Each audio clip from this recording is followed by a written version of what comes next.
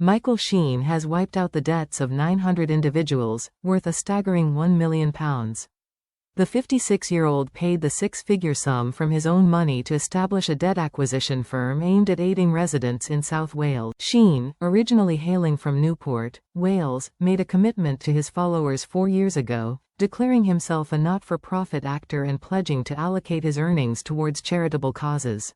The Twilight Stars venture will be showcased in an upcoming Channel 4 documentary titled Michael Sheen's Secret £1 Million Giveaway, set to air next week. The BBC reports that the program will highlight how certain banks and financial institutions capitalize on society's most vulnerable. Sheen has cautioned that he doesn't have £100,000 to throw around, but wanted to make sure his initiative was effective. Speaking about his gesture on the One show, Sheen said, "I didn't have £100,000 to throw around, so I wanted it to be effective, but when I realized that I could do this, that I could £1 million worth of people's debt and just write it off, it seemed like a good thing to do. People's debt gets put into bundles and then debt buying companies can buy those bundles and then they can sell it on to another debt buying company at a lower price.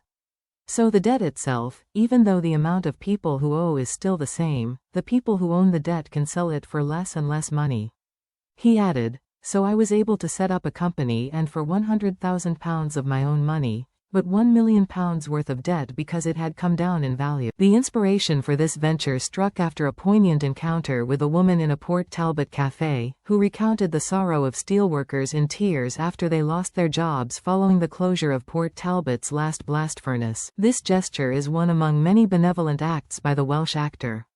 Back in January, Sheen was praised after funding a new national theatre company in Wales.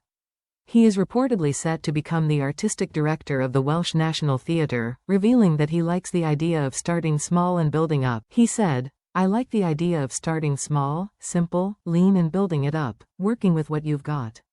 Don't pay for swanky offices if you don't need them, build it slowly with care and with passion and with vision and with ambition. We aim to represent the Welsh people, so I would hope that public bodies would be prepared to work with us. I think probably history tells us that relying too much on any one source of funding makes you a bit vulnerable, so I first and foremost would hope that this company can stand on its own 2 feet, but we are open to working with whoever wants to get involved."